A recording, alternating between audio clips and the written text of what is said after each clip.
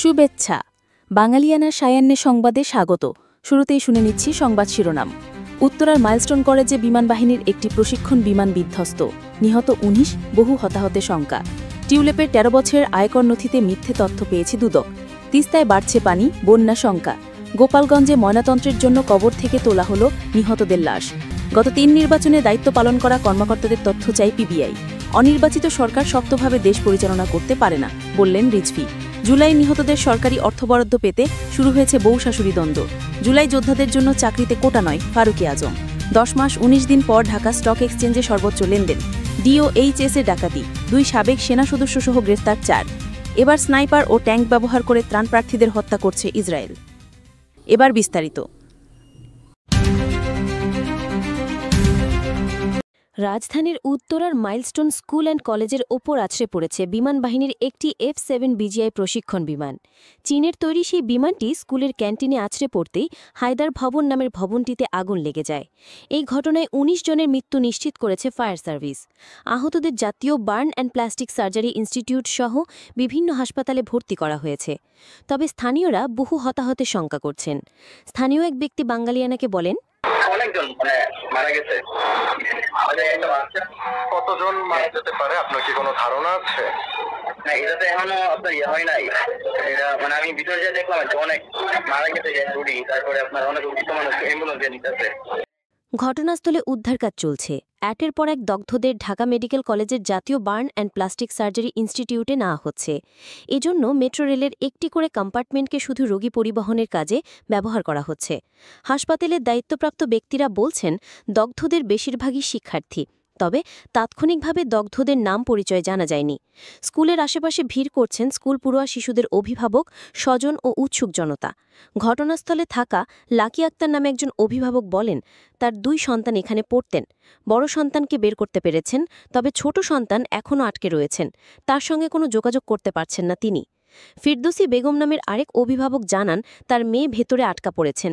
তিনি তার মেয়ের সঙ্গে কোনো যোগাযোগ করতে পারছেন না। হিসাব বিজ্ঞান বিভাগের সহকারী অধ্যাপক সবুজ মিয়া বলেন, স্কুলের দোতলা ভবনের প্রবেশ মুখে বিমানটি বিধ্বস্ত হয়, তখন স্কুল ছুটি হয়ে গেছে। কিছু শিক্ষার্থী বের হয়ে গেছে, অনেকে ভেতরেই ছিল। বিমানটি বিধ্বস্ত হওয়ার পরই আগুন ধরে যায়। ব্রিটিশ এমপি টিউলিপ সিদ্দিকির জব্দকৃত আয়কর নথিতে অসঙ্গতি এবং মিথ্যা তথ্য খুঁজে পেয়েছে দুদক। ক্ষমতাচ্যুত প্রধানমন্ত্রী শেখ হাসিনার ভাগ্নি টিউলিপের নামে ২০০৬-৭ করবর্ষ থেকে ২০১৮-১৯ করবর্ষ পর্যন্ত দাখিল করা আয়কর রিটার্ন ও সংশ্লিষ্ট নথি সংযুক্ত রয়েছে দুদকের জব্দ করা আয়কর নথিতে। এরপর তিনি আর রিটার্ন দাখিল করেননি বলে দুদক জানতে পেরেছে। এসব আয়কর নথিতে টিউলিপের নামের বানানের সঙ্গে কোনো সইও অসঙ্গতি দেখা যায়। ব্রিটিশ সরকারি দলিলে তার যে সই দেখা যায়, তার সঙ্গে দুদকের জব্দ করা আয়কর নথির স্বাক্ষরের মিল নেই। দুদকের মহাপরিচালক মোহাম্মদ আক্তার হোসেন বলেন, রিজওয়ানা সিদ্দিকির বিরুদ্ধে দুদকের মামলার তদন্ত চলমান।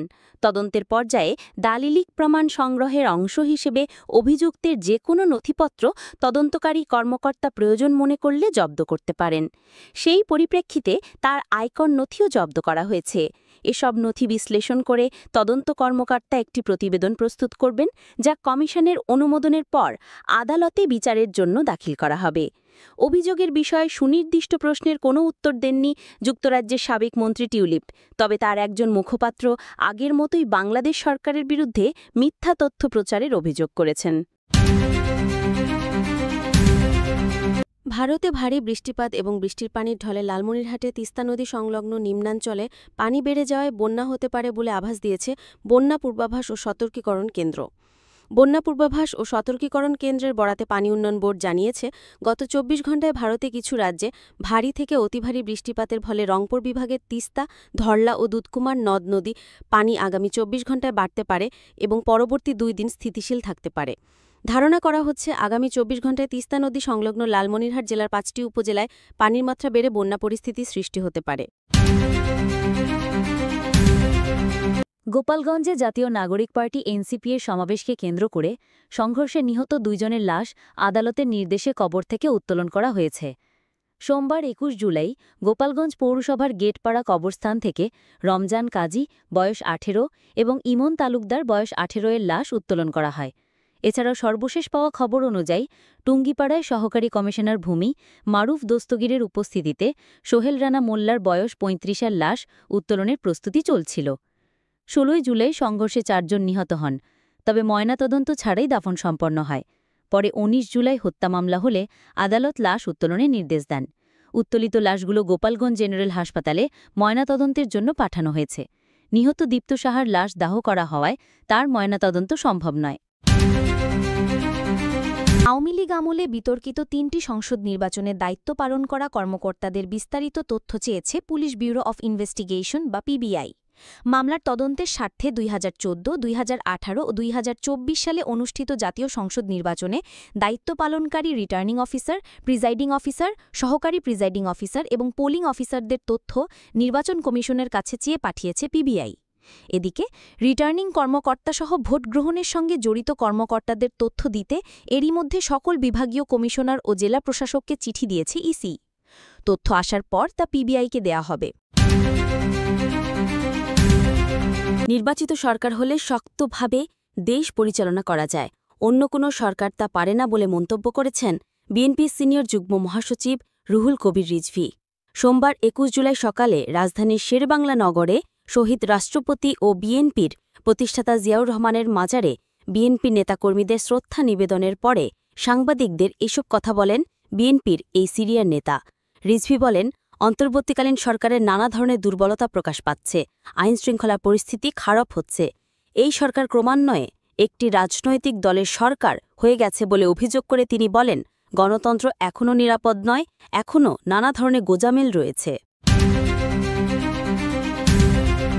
জুলাই গণ অভ্যুত্থানে নিহতদের পরিবারে এককালীন আর্থিক সহায়তা ও মাসিক ভাতা বিতরণে দেখা দিয়েছে নানা জটিলতা। ফলে সহায়তা বিতরণ নিয়ে চরম পারিবারিক দ্বন্দ্ব তৈরি হয়েছে, যা সহায়তা কার্যক্রমকে ব্যাহত করছে। ভোগান্তিতে ফেলেছে মুক্তিযুদ্ধ বিষয়ক মন্ত্রণালয়কে। ফলে বিলম্বিত হচ্ছে সরকারি সহায়তা কার্যক্রম। মুক্তিযুদ্ধ বিষয়ক মন্ত্রণালয় ও জুলাই গণ অভ্যুত্থান অধিদপ্তর সূত্রে জানা গেছে, শহীদ পরিবারের সদস্যরা নিজেদের মধ্যে বিভক্ত হয়ে গেছেন। সহায়তা নিয়ে দ্বন্দ্ব এতটাই তীব্র যে সংগঠিত হয়ে তারা দল বেঁধে মন্ত্রণালয়ে আসছেন, একে অপরের বিরুদ্ধে অভিযোগ তুলছেন। মন্ত্রণালয় সূত্রে জানা গেছে, মুসলিম পরিবারগুলোতে মুসলিম পারিবারিক আইন অধ্যাদেশ ১৯৬১ এবং হিন্দু ধর্মাবলম্বীদের ক্ষেত্রে হিন্দু উত্তরাধিকার আইন ১৯৫৬-র ভিত্তিতে সহায়তা বণ্টন করা হচ্ছে, কিন্তু অনেকেই এই আইনি কাঠামো মানতে চাইছেন না। বিশেষত স্ত্রীরা নিহতের বাবা মায়ের টাকায় ভাগ পাওয়া নিয়ে আপত্তি করছেন।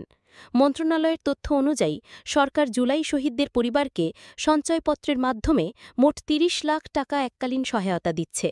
এর মধ্যে গত অর্থবছরে ১০ লাখ টাকা এবং চলতি ২০২৫-২৬ অর্থবছরে ২০ লাখ টাকা দেওয়া হবে।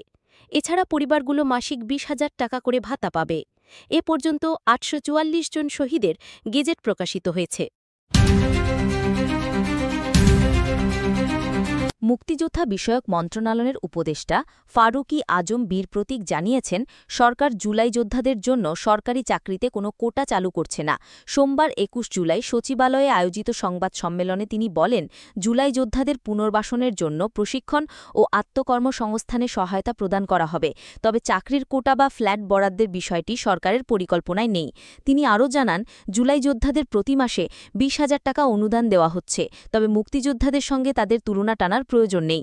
আগামী ৫ আগস্ট জেলা পর্যায়ে জুলাই যোদ্ধা ও শহীদ পরিবারকে সংবর্ধনা দেওয়া হবে এবং প্রতিটি জেলায় স্মৃতিস্তম্ভ নির্মাণ করা হচ্ছে। ডিএসইতে সূচক ও লেনদেন বেড়েছে। সোমবার ২১ জুলাই ঢাকা স্টক এক্সচেঞ্জে ডিএসইতে সব সূচক উত্থানে দিন শেষ হয়েছে। ডিএসইএক্স সূচক বেড়েছে ২৫.৫৯ পয়েন্ট, দাঁড়িয়েছে ৫,২১৯.৬২ পয়েন্টে। লেনদেন হয়েছে ৮৬০ কোটি ৭০ লাখ টাকার, যা গত ১০ মাসে সর্বোচ্চ। মোট ৩৯৬ কোম্পানির মধ্যে ১১৭টির দর বেড়েছে, ২২৪টির কমেছে এবং ৫৫টি অপরিবর্তিত। বাজার মূলধন দাঁড়িয়েছে ৬,৮৯,২৭৮ কোটি টাকা, আগের দিন ছিল ৬,৯১,৯১০ কোটি টাকা। মিরপুর ডিওএইচএসের একটি বাসায় ডাকাতি করে পালিয়ে যাওয়ার সময় ৪ জনকে আটক করেছে পুলিশ। আটককৃতদের মধ্যে একজন সাবেক লেফটেন্যান্ট এবং এক কর্পোরাল রয়েছেন। রবিবার বিকেল ৩:৩০-র দিকে মিরপুর ডিওএইচএসের ১১ নম্বর সড়কের একটি বাসায় ডাকাতির ঘটনা ঘটে। ওই বাড়ির যে ফ্ল্যাটটিতে ডাকাতি হয়েছে সেটার মালিক একজন অবসরপ্রাপ্ত মেজর। ঘটনার পর সন্দেহভাজনদের ধাওয়া করে মিরপুর ১২ নম্বরের এনডিসি চেকপোস্টে গিয়ে গাড়িটি আটক করা হয় বলে জানিয়েছে পুলিশ।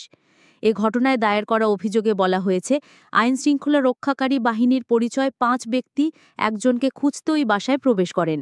এরপর বাসার মূল্যবান জিনিসপত্র ব্যাগে ভরে নিয়ে যান তারা। আটক ব্যক্তিদের কাছ থেকে ৫টি মোবাইল ফোন, সোনা হীরের গয়না, ল্যাপটপ, ৩টি ঘড়ি, কিছু প্রসাধনী ও কয়েকটি ইয়াবা উদ্ধারের কথা জানিয়েছে পুলিশ।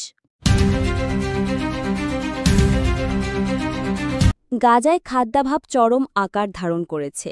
নিরুপায় হয়ে ত্রাণের লাইনে ভিড় জমাচ্ছেন হাজানো ফিলিস্তিনি। প্রায় প্রতিদিনই বেশ কিছু ত্রাণপ্রত্যাশী ফিলিস্তিনি ইসরায়েলি সেনার গুলিতে নিহত হচ্ছেন। এবার নিরীহ ও বেসামরিক ফিলিস্তিনিদের ওপর হামলায় স্নাইপার রাইফেল ও ট্যাঙ্ক ব্যবহার হয়েছে। জাতিসংঘ জানিয়েছে, মে মাসের শেষভাগ থেকে শুরু করে এ মাসের শুরু পর্যন্ত ত্রাণ নিতে এসে অন্তত ৮০০ মানুষ নিহত হয়েছেন। গাজায় ত্রাণ বিতরণ কর্মসূচির নিয়ন্ত্রণভার ইসরায়েল আমেরিকার যৌথ উদ্যোগে গঠিত সংগঠন জিএইচএইচ-এর কাছে যাওয়ার পর থেকে নিয়মিত এ ধরনের ঘটনা ঘটছে। গাজার উত্তরাঞ্চলে ট্রাকে করে আসা ত্রাণ সংগ্রহ করতে এসে অন্তত ৬৭ ফিলিস্তিনি নিহত হন। একই জায়গায় ২৪ ঘণ্টা আগেও বেশ কয়েকজন ফিলিস্তিনি নিহত হয়েছেন। নাগরিক সুরক্ষা দপ্তরের মুখপাত্র মোহাম্মদ বাসাল এএফপিকে জানান, নিহতের সংখ্যা বাড়তে পারে।